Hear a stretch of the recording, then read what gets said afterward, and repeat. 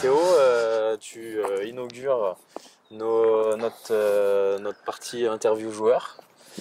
Plaisir. Donc voilà, on fait une première avec toi. Donc raconte-nous un petit peu comment t'es arrivé au handball quand t'étais gamin ou plus grand. Alors écoute, un petit peu par hasard, on va dire, enfin surtout par fainéantise. Disons que quand j'étais petit, j'étais une petite boule, tout petit, tout gros. Le sport, ouais, fallait en faire parce que tout le monde en faisait avec les copains. Donc j'ai fait un peu de judo. Après, je suis allé au foot pour être avec les copains. Mais foot, ça me plaisait vite fait. Enfin, c'était pas la folie. C'est pas très technique, me semble-t-il, Ouais, de ce que j'ai vu. Non, pas très technique au foot, non. Et du coup, petit à petit, je me suis retrouvé à aller dans la cage où j'étais pas trop mal.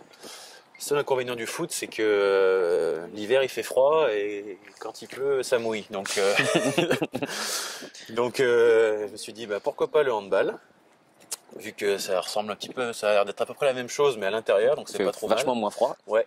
Et du coup, ça m'a plutôt plu petit à petit, pareil, dans la cage ça m'allait bien parce qu'on courait pas trop. Toujours partisan du moindre effort là-dessus. Et puis après, petit à petit, on a gravi les échelons où j'ai commencé, après sélection Isère, sélection Ligue, quart de zone. Bon après ça s'est vite arrêté, mais et donc voilà, le handball est venu un petit peu comme ça jusqu'à moi. Ok, du coup, tu as commencé à Valence? Alors, dans un petit club vers chez mes parents qui s'appelle le Rodia Club. D'accord. Rodia Club, petit club plutôt sympathique, là où j'ai joué pendant quasiment 10 ans. Et après, je suis parti à Valence à 16 ans. J'ai fait le choix plutôt de partir en section sportive plutôt qu'au pôle espoir à Chambéry. Ok. Et choix qui, je pense, s'est avéré plutôt gagnant parce que je fais pas partie des grands gardiens. Avec 1m83 aujourd'hui, ça fait plutôt partie des petits sur le haut niveau. Et du coup, ça m'a permis d'avoir plus de responsabilités plus rapidement. Tout de suite arrivé assez jeune sur la Nationale 3. Je pense que sur un poste comme gardien de but, c'est important aussi d'avoir des responsabilités, d'avoir du temps de jeu, de pouvoir ranger l'expérience. Voilà. Chose qui aurait peut-être pas pu arriver à Chambéry, j'en sais rien. Et ça s'est plutôt bien passé au final, vu que j'ai réussi à la fin. Vu que c'est un club qui c'est une assez grosse structure, mais qui est un peu plus familial, on va dire. Ça m'a permis d'arriver plus rapidement quand même. Je sais plus au bout de combien de temps, mais sur l'équipe 1 en Pro D2. D'accord. Tu m'as parlé de section sportive, donc j'ai une petite question. J'ai un maillot à te montrer et tu vas me dire si ça te parle et si ça te rappelle des souvenirs. Ok. Il est pas tout jeune celui-là, hein? Non. Voilà. Est-ce que ça te parle? Putain, ouais, moyen. Hein. Moyen. Bon, c'est un maillot de Cournon. Ouais. En fait, c'est un maillot contre lequel tu as joué.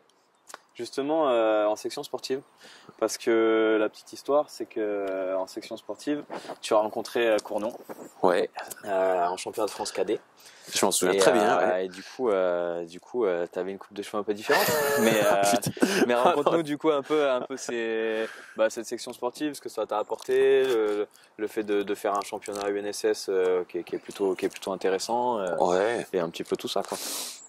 C'est pareil. Après voilà, moi section sportive, je trouvais ça super bien parce que pareil, j'étais avec pas mal de mes potes avec qui j'étais en sélection Isère et puis quelques-uns dans le club où j'étais quand j'étais en formation en Rodia.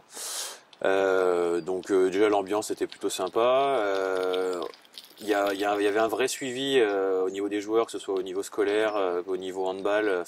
Le double projet. Voilà, avec là, il y a Romain Neubois, je sais pas si tu vois qui c'est, tout à fait, qui nous suivait vraiment bien et qui faisait un petit peu le rôle de grand frère au sein de la section. Et donc c'était à l'époque aussi un joueur de l'équipe 1, donc un petit peu une image. Donc c'était assez enrichissant, c'était vraiment bien et ça permettait, malgré le fait que ce soit une petite structure, ça permettait quand même de toucher un assez bon niveau tout en ayant rapidement des responsabilités et donc petit à petit de goûter très rapidement au niveau senior, essayer de petit à petit pareil assez rapidement s'entraîner avec les pros et voilà, je pense que avec un peu de recul, quand on y réfléchit, on se dit que voilà, le mieux c'est d'aller en pôle espoir parce que pôle espoir, ça permet d'avoir aussi un CV, surtout ça, la structure c'est fédérale. endroit, voilà, il y a des interpôles, donc c'est là où généralement les entraîneurs vont nous regarder.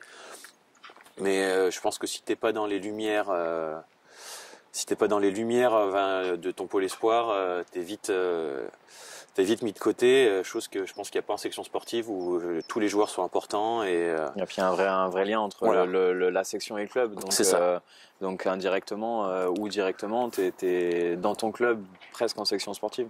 C'est ça exactement, voilà. Et donc ça permet, je pense que c'est pareil aussi au pôle, mais quand on s'entraîne, je me souviens quand on s'entraînait en section sportive, il y avait l'entraîneur de la une qui regardait nos entraînements, petit à petit, voilà, des fois qui nous parlait. Enfin, il y a pas de fossé entre, même s'il y en a un petit quand même, mais il n'y a pas vraiment de fossé entre la section sportive et l'équipe une. Ça permettait vraiment quand même d'essayer de se projeter dans cette équipe plutôt que.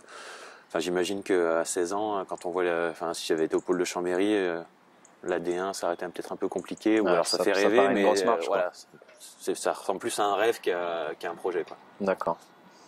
Donc voilà. Et au final, donc cette section sportive t'a amené à prendre, voilà, comme tu disais, des responsabilités dans ton club, que ce soit en moins 18 championnat de France ou en N3 assez rapidement. Ouais. Et du coup, t'as embrayé avec grossièrement un centre de formation qui n'avait pas forcément l'appellation, si je dis pas de bêtises, mais qui en a quand même le concept. Disons que voilà,